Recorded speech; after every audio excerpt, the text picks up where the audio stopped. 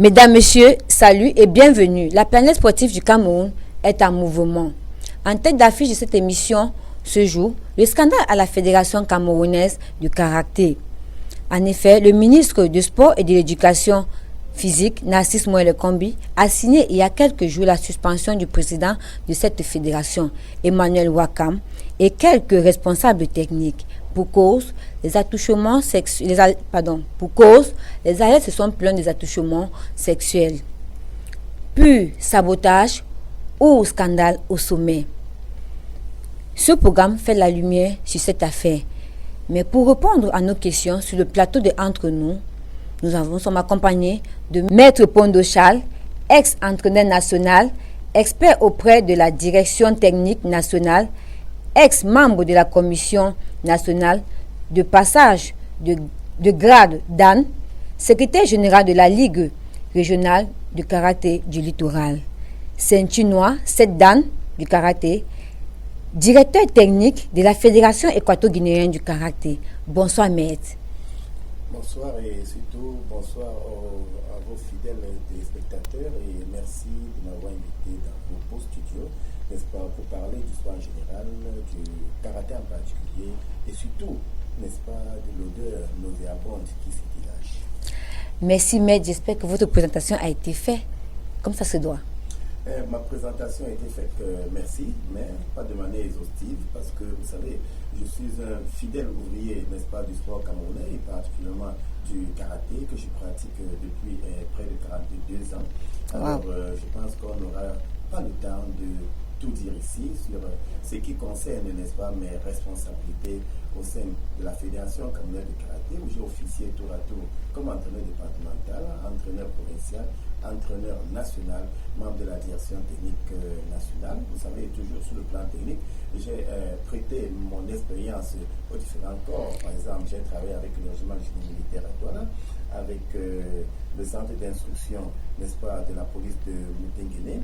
Et j'ai été instructeur, n'est-ce pas, de sport arts martiaux, particulièrement à l'université de Douala. Je suis aujourd'hui promoteur de plusieurs centres de sport, donc je pense que à cela j'ai formé de très très grands karatékas qui résident sur le plan national comme et international. Ok. Donc aujourd'hui je peux dire que je suis un ouvrier, un précurseur, n'est-ce pas, des arts martiaux, fier d'avoir pleinement rendu service à la nation. Et fier d'avoir au moins mettre 42 ans ou 43 ans de votre vie pour cette fédération. Absolument. Je pense que c'est un devoir patriotique et je suis convaincu, n'est-ce pas, que ma progéniture profitera, n'est-ce pas, amplement, n'est-ce pas, de l'investissement que j'ai fait sur le plan social, sur le plan sportif. Ok, merci maître. On y reviendra sur votre carrière, mais on sait déjà pourquoi nous sommes là ce soir.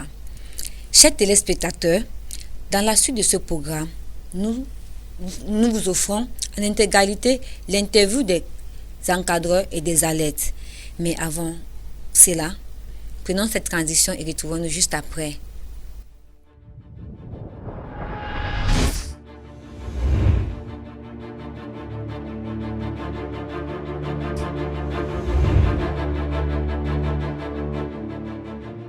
Maître, pour une affaire comme celle-là, c'est de l'inédit pour le sport Cameroun. À votre avis? À mon avis, ce n'est pas tout à fait inédit dans le sport camerounais ni dans le karaté en particulier. C'est que peut-être que les choses se sont certainement aggravées et les athlètes se sont sentis très très affectés et méprisés. Je pense qu'il est de bon temps qu'ils aient décidé aujourd'hui. D'ailleurs, il faut saluer ce courage, n'est-ce pas, parce que nous vivons dans un environnement de terreur, n'est-ce pas, au niveau de la fédération comme le karaté, il ne faut pas se le cacher. Et il a certainement fallu beaucoup de courage, n'est-ce pas, à ces athlètes pour dénoncer, n'est-ce pas, ce qui fait absolument le peur. Donc, ils se disent non, mais je pense que l'histoire seulement atteint un niveau où nos 10 athlètes ne pouvaient plus cacher, ne pouvaient plus supporter. Et je pense que le ministère et la justice en profitera pour apporter non seulement de l'éclairage, mais également circonscrire ce genre de choses pour la promotion et la fierté du sport camerounais. Mais maître, on dit, quand je parle de l'inédit, c'est que peut-être le scandale peut-être il existe, mais pas encore grand jour parce que ces dames ont pris le courage à deux mains pour exposer cela.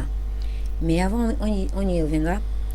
On le sait, le karaté est une discipline qui permet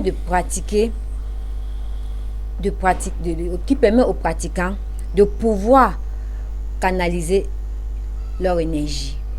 Mais est-il possible que nos pulsions soient par moments hors de contrôle et peut entraîner de telles situations?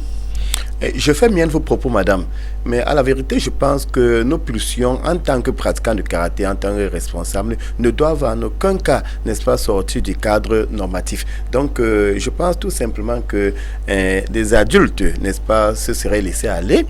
Et parce que, comme j'ai dit dans certaines interviews, il n'y a pas de fumée sans feu. Mais alors, je suis pondéré parce que, vous savez, les compartiments de la Fédération camerounaise de karaté n'ont aucun secret pour moi. Et bien évidemment, je dis ce que je pense et je pense ce que je dis. J'ai été entraîneur national, j'ai été entraîneur provincial et tout. Je sais très bien comment cela se passe là-dedans. Je suis, n'est-ce pas, depuis près de 2 décennies, secrétaire général tantôt de la Ligue départementale de karaté d'Ivry et ensuite de la Ligue régionale de karaté du littoral. Mais il n'y a pas de fumée sans feu. Il n'y a pas de fumée sans feu parce que c'est des choses qui se disent et qui se vivent, n'est-ce pas, depuis très longtemps au sein de notre grande famille de karaté. Cela a souvent créé de grands malaises, mais bon, vous savez, nous vivons dans un environnement de terreur et quelquefois des personnes, parce qu'ils sont intéressés par des grades, de l'argent ou des postes, ne s'abstiennent, n'est-ce pas, de dénoncer. Et c'est cela qui a permis certainement à la situation de prendre de l'ampleur. Et aujourd'hui, je pense certainement que dans ce qui est dit, il n'y a pas que de l'imagination, non. Il y a des choses assez concrètes là-dedans parce que nous qui y sommes depuis plusieurs décennies, nous savons exactement qu'il y a des choses nauséabondes qui s'y déroulent, mais seulement certains, de par leur position privilégiée, ne veulent pas le dénoncer. Encore que cela obéit quelquefois à des transactions, à des arrangements, mais toujours est-il que ces genres de choses, n'est-ce pas, doivent cesser. Et encore que, s'il faut vous le dire, j'ai été particulièrement victime à travers ma propre fille de 13 ans qui a été, n'est-ce pas, régulièrement harcelée par l'un des responsables, je voudrais dire, de cette fédération. Et honnêtement, elle a décidé, n'est-ce pas, d'aller, n'est-ce pas, dans les différentes compétitions de karaté. Je l'ai compris parce qu'elle se sentait amplement affectée. Mais en tant que parent, puisque vous avez fait une parenthèse, en tant que parent, quelle était votre réaction quand vous avez su que votre fille avait été harcelée par d'autres, par vos confrères, quoi? Vous savez, les grandes valeurs du karaté camerounais aujourd'hui sont carrément mises de côté au profit, n'est-ce pas, d'un certain favoritisme et d'un certain laxisme. Ce qui fait que des valeurs telles que moi sont très très exposées, si bien que quand vous levez un problème comme celui-là, on a tout fait, n'est-ce pas, de vous qualifier de n'importe quoi. Et quelquefois, quand l'acte n'est pas réellement posé, vous comprenez que à mon niveau de karaté, si les gens osent le faire, c'est un acte de mépris. Et j'ai été tellement courroucé que j'ai dit ok, en karaté on apprend la maîtrise, en karaté on apprend à se réserver, en karaté on attend le moment opportun. Et je le dis avec toutes les preuves aujourd'hui, vraiment ma fille, n'est-ce pas, a décidé d'abandonner le karaté à cause, n'est-ce pas, de perturbations de quelqu'un dont je n'oserais dénoncer ici. Peut-être le moment viendra, mais je pense certainement que nous ne devions pas arriver jusque là. La pratique d'une discipline comme le karaté ne peut avoir une incidence sur notre être intérieur. En fait, je pense que le karaté est un art martial. Et quand on parle d'un art martial, on parle d'un art de pureté, on parle d'un art de formation et de culture. Donc, en fait, je pense que le pratiquant de karaté est une personne qui a de l'élévation, n'est-ce pas, sur les autres, et ils doivent s'abstenir, n'est-ce pas, de poser des actes nocifs, de poser des actes négatifs, n'est-ce pas. Et je pense certainement que c'est en cela, n'est-ce pas, que la différence est établie entre le pratiquant des arts martiaux et autres pratiquants de sport ordinaire. Donc, tel que vous le dites, il y a des choses quand même, n'est-ce pas, qui sont tellement, je voudrais dire, reprochables, fâcheuses, parce que cela pouvait encore arriver ailleurs, mais surtout pas dans le karaté. Pourquoi pas surtout dans le karaté? Pourquoi pas dans le karaté? Je venais de vous l'expliquer parce que le on karaté sait est un art de culture. Oui, qui permet de canaliser ses énergies. Son énergie, qui permet de développer une certaine maîtrise, qui permet de développer une certaine prudence. Ça veut dire que le pratiquant de karaté, c'est quelqu'un qui est toujours en état d'alerte.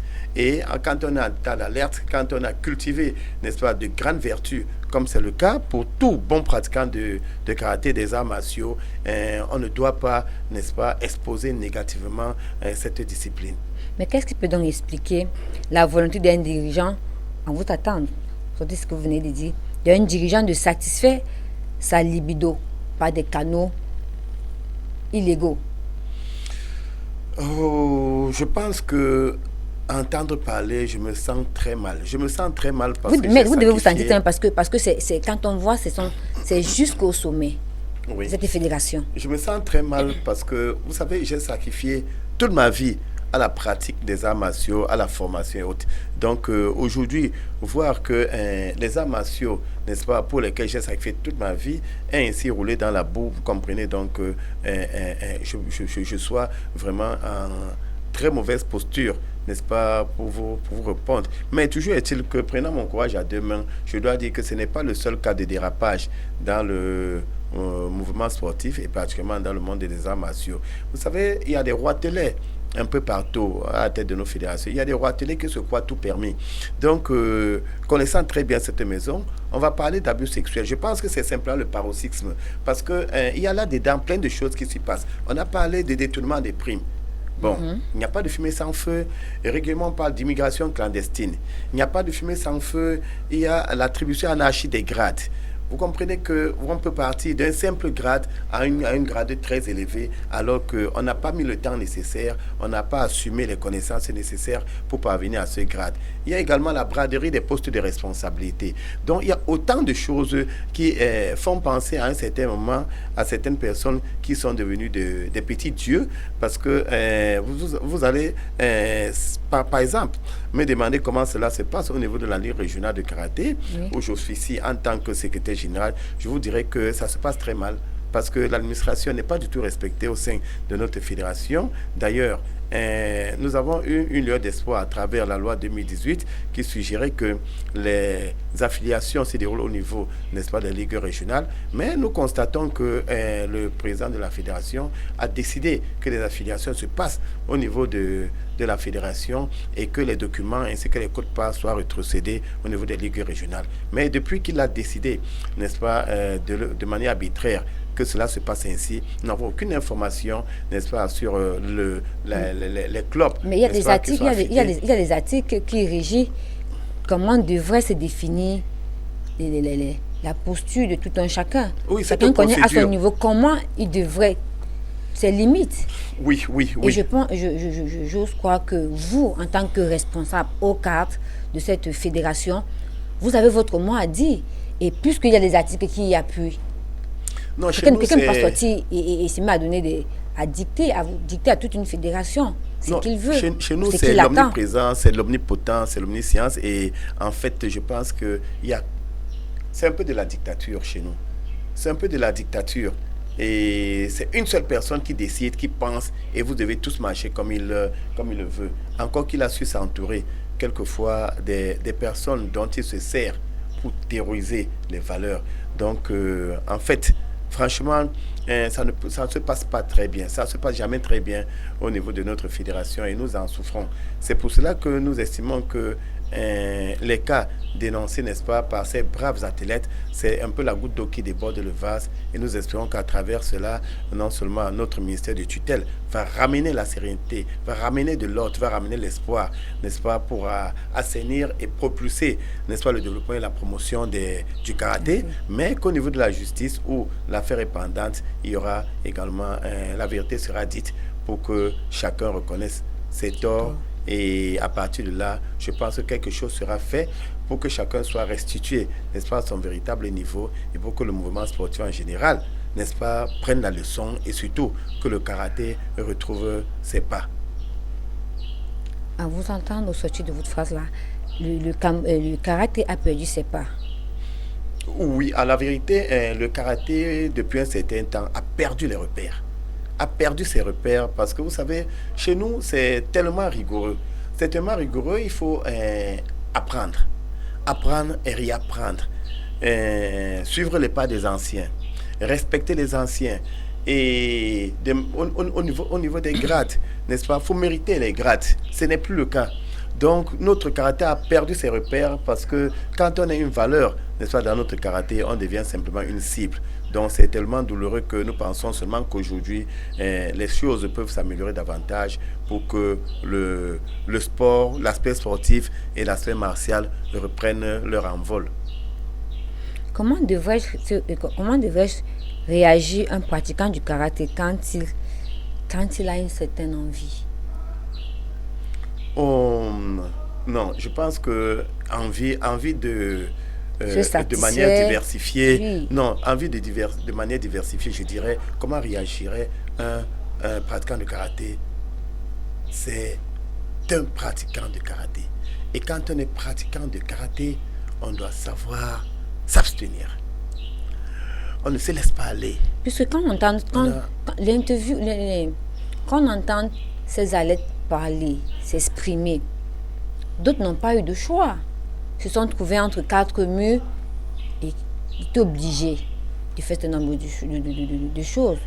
Comment devrait se tenir dans nous et pratiquer le karaté? Sur les 10 commandements, je vais vous citer rien que le premier, qui dit « Je dois toujours me rappeler que l'adepte doit s'entraîner régulièrement pour parvenir à la compréhension du karaté traditionnel. » Parvenir à la compréhension du karaté traditionnel, ce n'est pas du jour au lendemain. Et là-dedans, il y a plusieurs points qui ramènent à la saine moralité. Donc, vous savez, il faut également tenir compte, n'est-ce pas, des conditions de vie de chacun. Vous savez, il y en a qu'on force. Il y en a également qui peuvent accepter d'être abusés parce qu'on leur a fait des promesses, quelquefois fallacieuses, qu'elles s'y soumettent parce que leurs conditions de vie ne leur permettent pas, n'est-ce pas, de faire autrement. Donc, on abuse simplement de leur faiblesse, n'est-ce pas, pour se satisfaire, si vous voulez que je le dise ainsi, même si je trouve que c'est une vulgarité. C'est une vulgarité parce que face à toute situation, le karatéka doit savoir observer une certaine maîtrise, n'est-ce pas, et ne faire que ce qui est bien à faire. C'est ce que la demande. Absolument. Mais vu le contexte, pourquoi nous sommes là aujourd'hui, c'est pas ce qu'on vit. C'est totalement différent. Il y a une dégradation des mœurs. Il y a une dégradation des comportements. Et moi, tel que je vous l'ai dit, j'ai passé 42 ans de pratique assidue des arts martiaux. Je suis aujourd'hui 7e dan de karaté. Je ne trahis aucun secret, mais il y a des personnes qui sont également 7e dan comme moi, mais qui n'ont peut-être pas fait 15 ans de pratique des arts martiaux, alors que pour être 7e dan, sincèrement, il faut au minimum avoir l'âge de 50 ans pour être 7e dan de karaté, pour l'avoir pratiqué réellement. Mais vous allez voir des personnes qui abordent des grades assez superflus, distribués n'importe comment, surtout dans des conditions où il faut débourser de l'argent. Ou bien, quelquefois, il faut rendre des services nauséabonds, n'est-ce pas, nuire aux autres pour bénéficier, n'est-ce pas, de ces gratifications. Mais moi, je dis, honnêtement, c'est des choses qui ne devraient pas exister au niveau de notre fédération. Mais malheureusement, c'est des situations que nous vivons au quotidien. Et alors, nous disons, peut-être que le temps est déjà arrivé pour que les choses puissent s'améliorer. Ok, maître dit que peut-être le temps de Dieu est arrivé pour que les choses s'améliorent. Espérons. Mais avant, prenons cette transition et écoutons les interviews des athlètes et des encadreurs et retrouvons-nous juste après.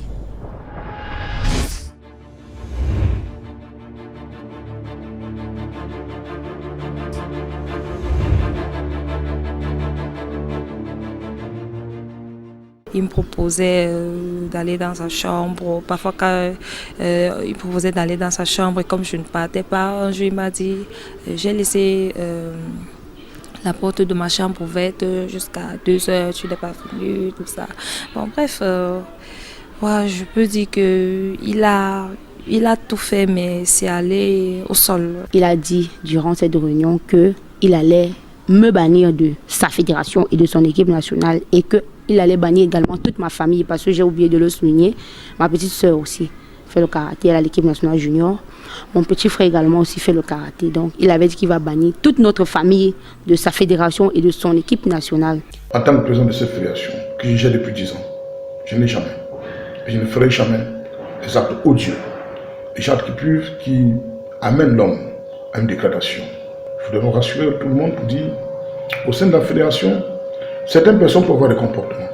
Mais si je suis moi, président de la fédération, au courant, informé d'un certain comportement déviant allant dans ce sens pour dégrader un être humain, je vous assure que je sévirai. On aurait pu en rester uniquement au sein de la fédération s'il y avait le contradictoire, puisque après avoir auditionné, si le président avait accepté de mettre en branle la machine disciplinaire de la fédération, on aurait fait la confrontation. Mesdames, Messieurs, si vous nous retrouvez à l'instant, on a l'honneur d'avoir Maître Pondo, ceinture noire, 7e dan. Et comme il a dit tout à l'heure, il faut au moins avoir minimum 50 ans pour avoir 7e dan. Et on dit merci parce qu'il a fait l'honneur d'être avec nous aujourd'hui. Maître, on continue avec. Vous avez été aux affaires concernant la FECA-CADA et même à l'équipe nationale. Comment vivez-vous les regroupements avec les alertes? En fait, je suis un homme de conviction. Je suis un homme de conviction et alors que j'étais entraîneur national avec comme IHI Maître Sondale, qui était l'entraîneur principal, nous avons fonctionné dans de très bonnes conditions. D'ailleurs, nos sorties internationales l'ont suffisamment démontré. Nous avons toujours amené, n'est-ce pas, de très bonnes et de nombreuses récompenses lors de nos différentes sorties internationales. Et sur le plan national, nous avons permis au karaté de vivre sur toute l'étendue du territoire national à travers des stages régulièrement, n'est-ce pas, organisés dans les différentes régions et avec une équipe nationale qui travaillait dans la sérénité. Surtout, nous privilégions, n'est-ce pas, le mérite, contrairement à ce qui est constaté aujourd'hui. Contrairement à ce qui est constaté aujourd'hui, parce qu'il y a des malaises à tous les niveaux. Des malaises à tous les niveaux. Donc, il y a un certain asservissement, un certain assujettissement, un certain marchandage, ce qui n'assure pas véritablement la formation, le développement et la promotion de notre karaté. Et c'est bien dommage. Donc, je ne sais pas, je mets quiconque à défi que lorsque nous étions dans la tanière, Maître Sondale et moi, comme entraîneurs nationaux, les choses se déroulaient dans de très bonnes conditions. Des situations comme celles que nous décrions et qui ternissent, n'est-ce pas, l'image des arts martiaux, aujourd'hui, n'existait pas du tout. Donc, on privilégiait, comme je l'ai dit tantôt, le mérite et il y avait une certaine sérénité qui régnait dans la tanière, n'est-ce pas, des lions du karaté camerounais. Vous avez un seul temps, est-ce que pendant pendant que vous étiez entraîneur national, est-ce qu'un seul instant vous avez été approché par une alerte ou un encadreur pour un jeu intime? Malgré le fait que il y avait de la rigueur à votre époque et c'était le mérite qui comptait. Vous savez, j'ai l'impression que des gens, n'est-ce pas, de notre trempe, on n'en trouve plus beaucoup aujourd'hui. Comment est-ce que nous pouvions réfléchir jusqu'à ce niveau?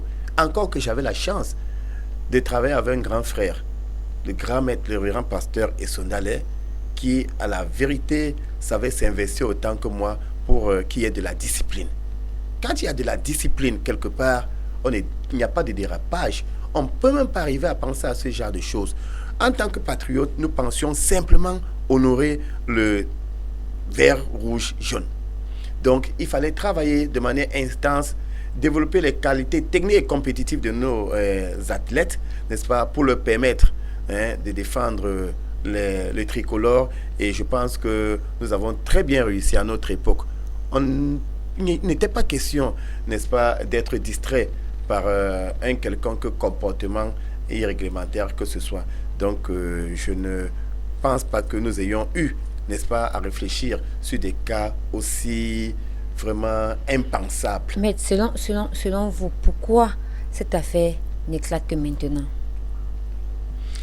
Je pense que c'est le ras-le-bol. C'est un ras-le-bol, n'est-ce pas, qui prend forme au jour d'aujourd'hui, parce que nous savions tous, nous savons ce qui se passe exactement, n'est-ce pas, dans la mais grande vous famille restez, du karaté. mais dans cette année, vous le savez, mais vous restez tranquille. Je vous l'ai dit, ce n'est pas toujours facile. Ce n'est pas toujours facile, n'est-ce pas, Non, vous connaissez comme un grand combattant. Oui, ce n'est pas toujours facile lorsqu'on est pris entre les deux, n'est-ce pas, de s'exposer. Je vais vous dire, madame, l'un de mes élèves qui vit en France, très encouragé par l'actuel président de la fédération, qui n'a pas hésité à me dire à moi que je vais être abattu si je ne fonctionne pas tel que le souhaite le président Wakam, que je vais être abattu parce qu'on a tout tenté contre moi et on ne parvient pas à m'avoir. Je vais être soit abattu, soit empoisonné. Vous comprenez qu'à un moment, quand on se rend compte que la gangrène a pris de l'ampleur, chacun voudrait se protéger. Nous avons quand même des enfants à nourrir, nous avons des enfants à encadrer. Donc, vous comprenez que Maître Mpondo, aussi redoutable qu'il soit, ces personnes se sont attaquées à lui, l'ont humilié, n'est-ce pas, ont perturbé sa fille alors qu'elle n'avait que 13 ans, face à un papa de plus de 60 ans. Donc, c'était une manière de me chosifier. Et vous comprenez qu'à un moment, on estime que ce n'est pas, le temps n'est pas indiqué, n'est-ce pas, pour faire certaines choses, parce qu'on peut y payer de sa propre vie. Et Dieu seul sait si je n'ai pas souvent été victime, personnellement, d'un certain nombre de choses que je ne voudrais pas déclarer ici. Donc, vous ne pouvez même pas nous donner un indice. Juste un indice. Non, le moment viendra. Mais à un moment, je voudrais tout simplement vous dire que nous vivons, l'environnement du karaté aujourd'hui est un environnement de terreur. Franchement, ayez du respect pour ceux qui parlent aujourd'hui. Ayez du respect pour ceux qui en parlent. Voilà, ayez du respect pour ceux qui dénoncent. Parce qu'à un moment, je vous jure que l'ambiance qui règne ne permet même pas que quelqu'un puisse dire un seul mot. Vous savez, du haut, n'est-ce pas, de mes grandes compétences, du haut, n'est-ce pas, de ma personnalité, de ressources du moment sportif et tout, je ne peux pas ne pas vous dire que je ne suis pas victime des agressions morales et même physiques de quelques personnes. Ça va m'monter pour nuire à mon intégrité et à moi. Que faire? Puisque je voulais vous demander, est-ce que dans ce grand parcours que vous avez donné de votre tout pour cette discipline, est-ce qu'à un moment donné, vous n'avez pas été victime, c'est cette question que je veux faire, au niveau local ou international, ou national même, de Cuba? Je pense que sur le plan international, on reconnaît les valeurs. Et sur le plan national, justement, je dois vous dire que toutes les valeurs au niveau national, toutes les valeurs ont été mises de côté. Tous les patriarches ont été mis de côté. Tout ce qui pouvait faire, comme dans d'autres pays, la fierté du karaté en général ont été mis de côté au profit des personnes qu'on copte, à qui on donne des grades pour faire ombrage aux valeurs techniques, à qui on donne des postes pour faire ombrage aux compétences. Donc, je vais dire qu'à la vérité, j'ai connu des ennuis, de très gros ennuis même, mais grâce à Dieu, j'ai su, n'est-ce pas, les accepter, j'ai su les gérer et justement, j'ai pris du recul. J'ai pris du recul parce que je l'ai même souvent dit aux autres journalistes, je me suis confiné avant que n'arrive le confinement. C'était pour ma sécurité et celle de ma famille. Et de votre famille. Mais quand on vous entend, on comprend juste que cette affaire vous touche au plus profond parce que vous avez vous-même été victime de la chose. Mais selon vous, pensez-vous un seul instant que quels sont les vrais coupables de cette affaire? Quels sont les vrais coupables de cette affaire? Comme bien d'autres sommités des arts martiaux et du karaté en particulier, nous savons exactement ce qui se passe. Et je pense qu'il y a un mouvement qui se met en place pour étudier, n'est-ce pas, cet état de choses et transmettre des propositions à monsieur le ministre. Donc, je ne voudrais pas mettre la charrue avant les bœufs. Je ne voudrais pas commencer à donner des noms ici parce que, honnêtement, ce n'est pas une affaire vraiment personnelle. C'est une affaire commune. C'est une affaire qui affecte de nombreuses familles sportives et de nombreuses familles de karaté. Donc aujourd'hui, il ne faut pas prendre la chose, n'est-ce pas, de manière individuelle. Il faut penser à tout le monde. Et il faut prendre des résolutions qui vont, n'est-ce pas, pouvoir assurer l'intérêt de tous.